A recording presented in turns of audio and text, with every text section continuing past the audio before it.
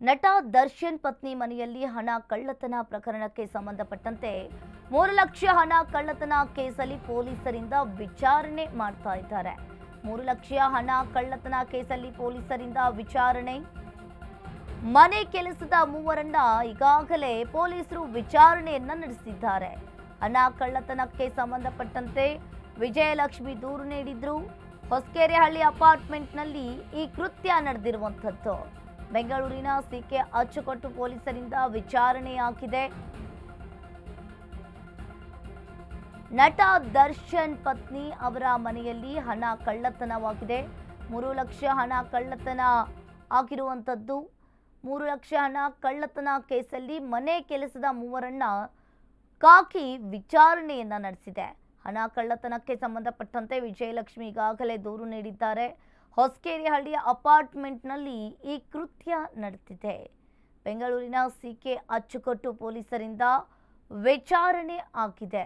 ನಟ ದರ್ಶನ್ ಪತ್ನಿ ಮನೆಯಲ್ಲಿ ಹಣ ಕಳ್ಳತನ ಪ್ರಕರಣಕ್ಕೆ ಸಂಬಂಧಪಟ್ಟಂತೆ 3 ಲಕ್ಷ ಹಣ ಕಳ್ಳತನ ಕೇಸಲ್ಲಿ ಪೊಲೀಸರಿಂದ ವಿಚಾರಣೆ ಆಗಿರುವಂಥದ್ದು.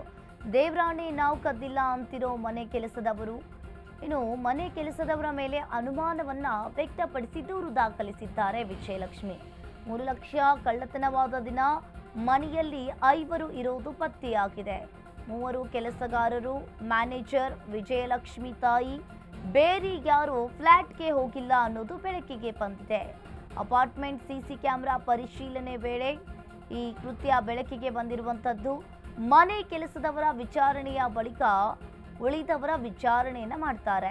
ಇನ್ನು ಮ್ಯಾನೇಜರ್ ನಾಗರಾಜ್, ವಿಜಯಲಕ್ಷ್ಮಿ ತಾಯಿ ತನಿಖೆಯನ್ನ ಮಾಡ್ತಾರಾ? ಹಾಗಾದ್ರೆ ಸಿಸಿಟಿವಿ ಟೆಕ್ನಿಕಲ್ ಎವಿಡೆನ್ಸ್, ದೇವ್ರಾಣೆ ನಾವು ಕದ್ದಿಲ್ಲ ಅಂತಿರೋ ಮನೆ ಕೆಲಸದವರು.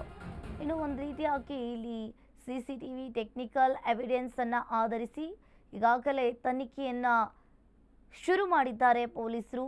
ಮನೆ ಕೆಲಸದವರ ಮೇಲೆ ಅನುಮಾನ ವ್ಯಕ್ತಪಡಿಸಿ ದೂರು ದಾಖಲಿಸಿದ್ರು. 3 ಲಕ್ಷ ಕಳ್ಳತನವಾದ ದಿನವೇ ಮನೆಯಲ್ಲಿ 5 ಇರೋದು ಪತ್ತೆಯಾಗಿದೆ.